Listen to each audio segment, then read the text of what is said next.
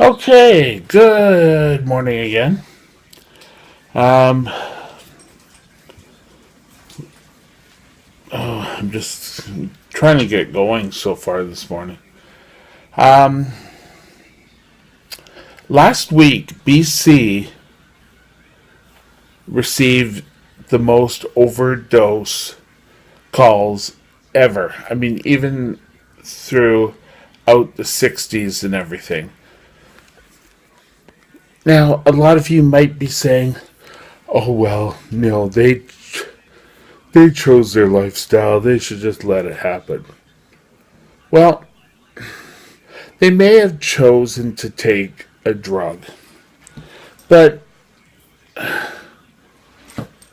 people are putting more things into what they where you don't expect the drug to be. And I'm sick and tired of hearing, oh well, they should be more careful, and oh well, it's all their fault. But it's all their fault when people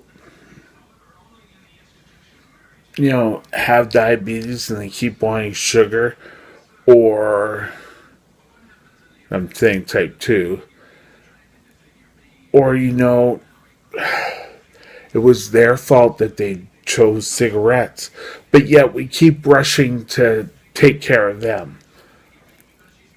Fentanyl is a major drug, and yes, it's people don't always have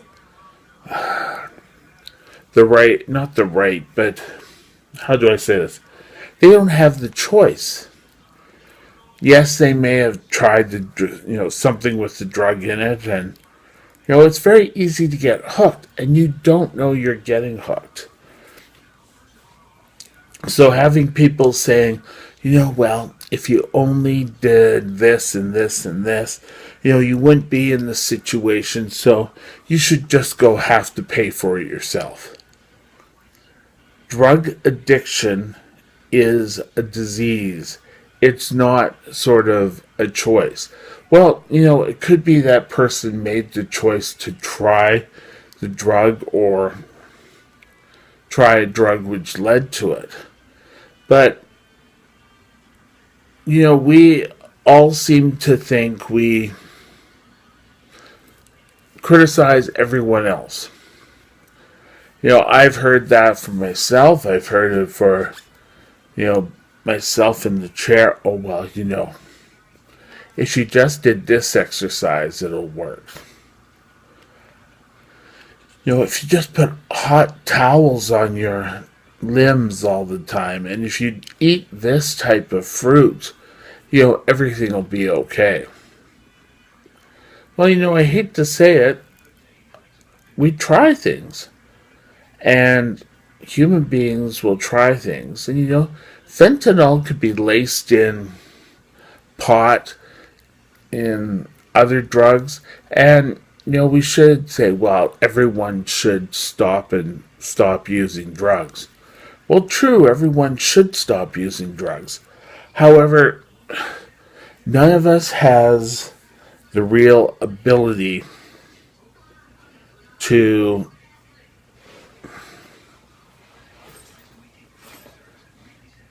choose what, if we try a drug, if we try pot and it's laced with fentanyl. If we all didn't try drugs, everything would be happy and we'd all just go dancing down the street, and that's a bunch of garbage. And how many of you, and not everyone has done this, but has gone to a party and someone just gave you a drink and didn't say, oh no, I can't have anything to drink. No, so you try to be hospitable and you try it, but it's laced with other alcohol and you end up getting drunk. We should not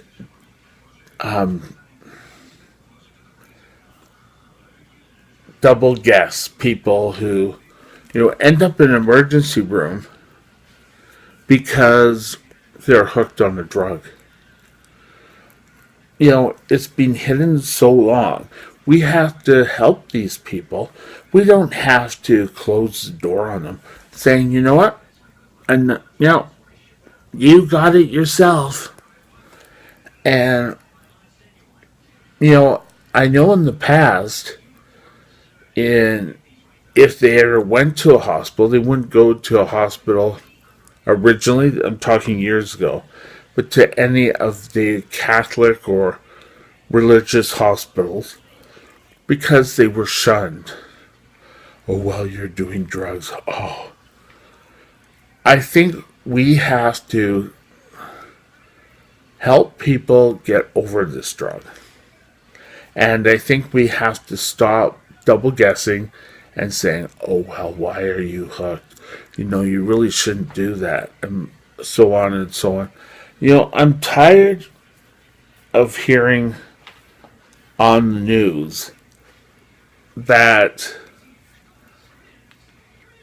on the news you hear of an accident. And with the accident, you hear drugs and alcohol may or may not be implicated. Is that sort of like we can all stand over it and second guess? Oh, drugs and alcohol were involved. Oh, blah, blah, blah, blah, and the rumor mills start.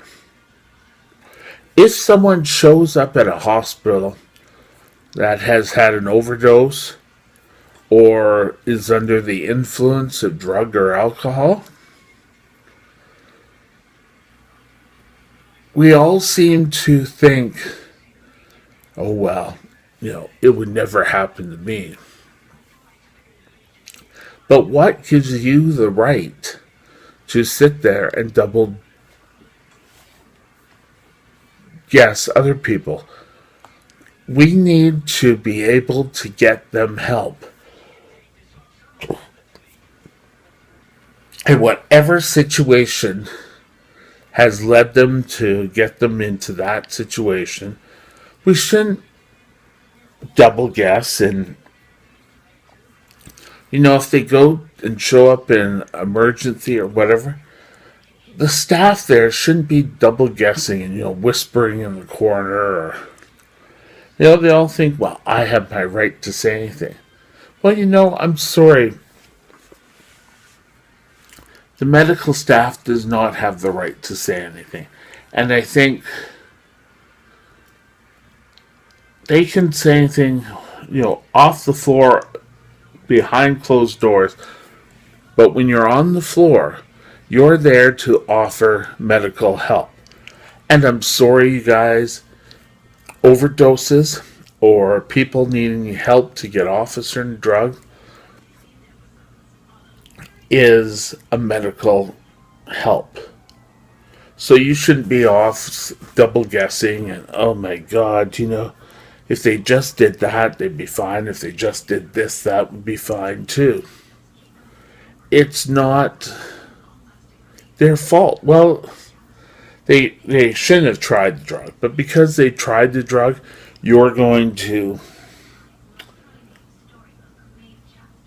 close them off. You're never going to help them again.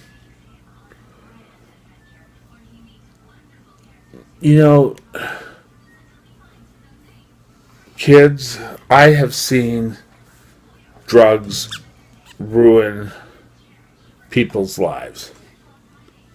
And everyone who has used drugs or is looking, oh well, this thing doesn't lead to it. No. But, I've never seen anyone, doctor, whatever, come out and say, oh well, yes, this doesn't lead to it. Or if you're putting something that, smoke or anything into your body, I don't care if it's nicotine, I don't care if it's pot, I don't care if it's crack. Those are all negative smoke into your body, if you're injecting something into your vein, you need help. And you need help before it's gone too far. Now, there's Narcotics Anonymous that will be able to get you help. And yes, it's a 12-step program. But I think, first of all, your job is to get off the drugs. And you need to get off the drugs and start life. Now, it doesn't mean that you have to be on a 12-step program for the rest of your life. There are other programs out there. But I think Narcotics Anonymous is probably the first step to help you. You can look in the phone book, they're in the phone book, and they're here to help. If you have to go to an emergency, go to emergency. Be strong. Be there for you.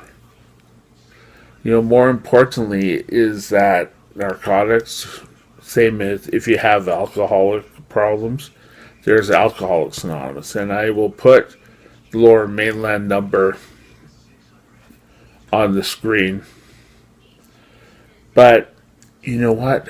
You need to take the first step. You have to hit rock bottom. If you don't, then, it's nothing anyone can do will help you. But if you have had enough and you need help, get it. And, if you are living with someone who is using and you're being abused by them, or you're feeling the effects, you may have to get out and let them go and get help. Do whatever is safe for you. Okay, something to think about. I wouldn't try anything new out there, because Lord knows what is in these drugs, and these drugs are twice as strong as they were in the 70s. Okay, something to think about. And following this, there will be the numbers for Alcoholics Anonymous and for Narcotics Anonymous. Get the help you need.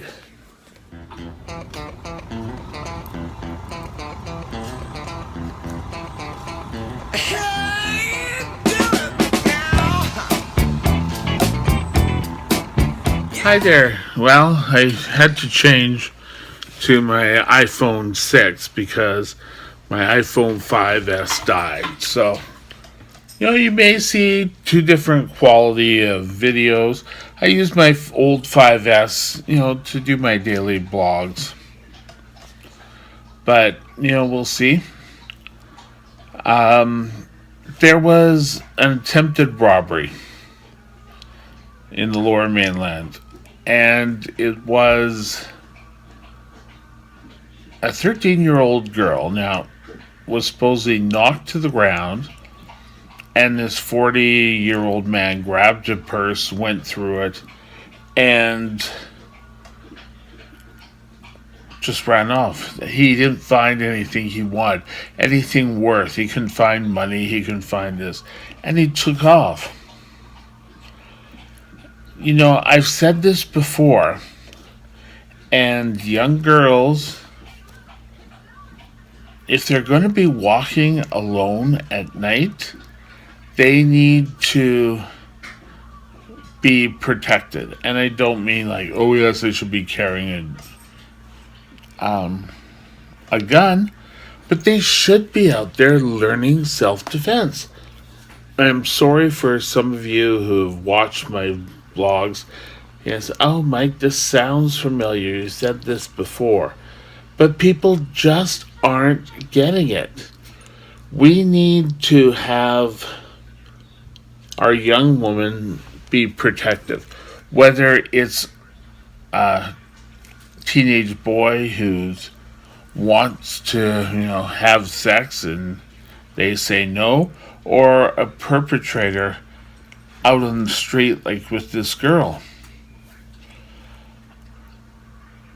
We keep trying to say women have to be demure, and still I see out there now that men are always out there to protect the women.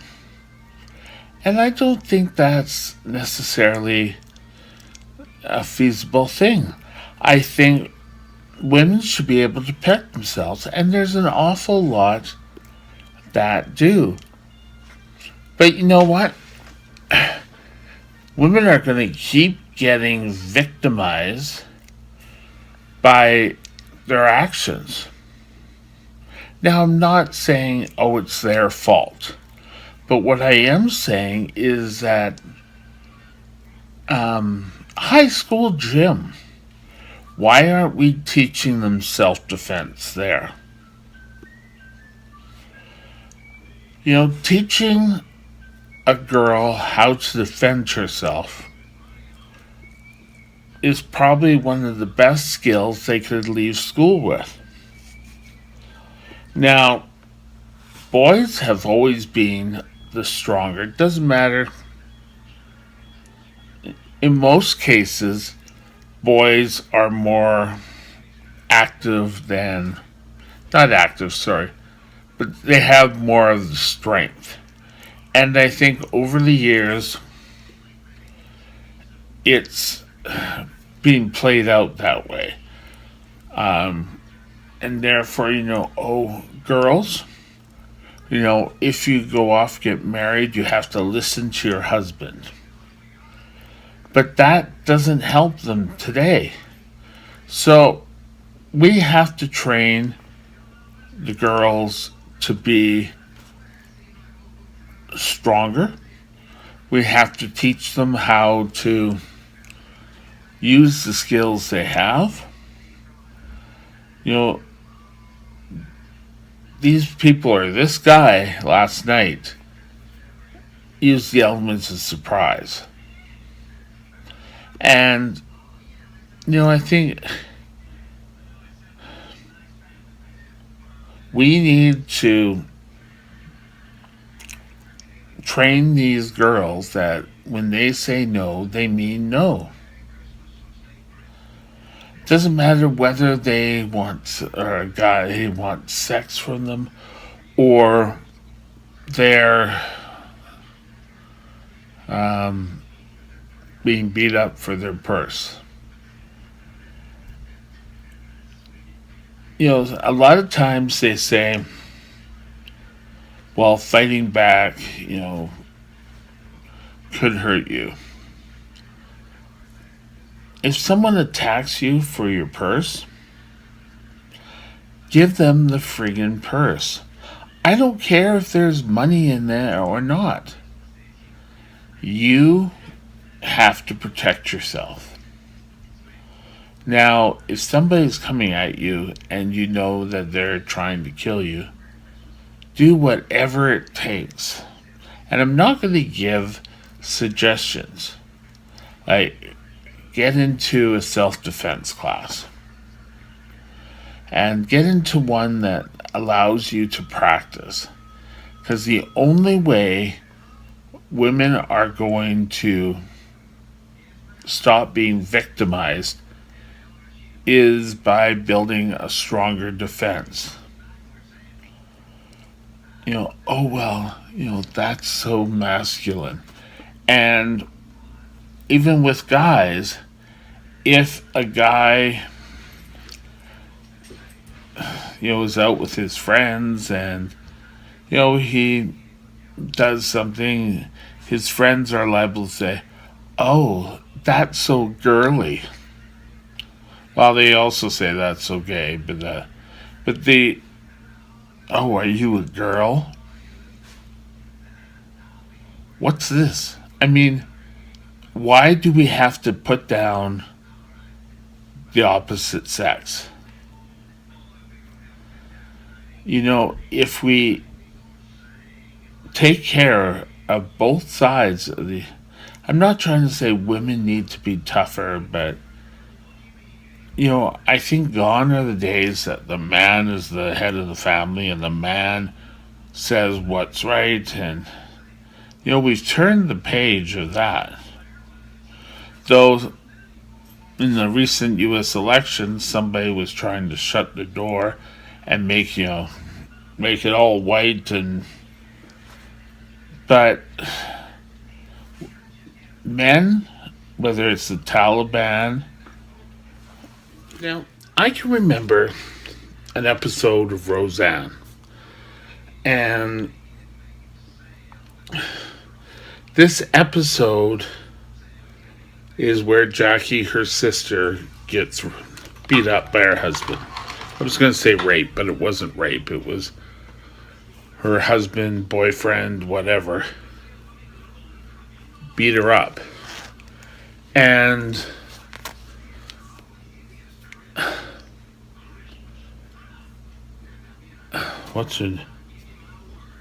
I can't think of his name. Can't think of the character name, but Roseanne's husband. Dan. Thank you.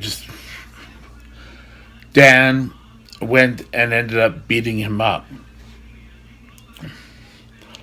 But I think we should have women's defense classes. And women should be able to put up a fight. But, women need to do this. The only time men attacks that will go down is when women learn how to fight. And fight like you really mean it. But what gets me is a lot of women, get into these fights and they're usually on the losing side because they just don't know how to protect themselves. And it's not their fault.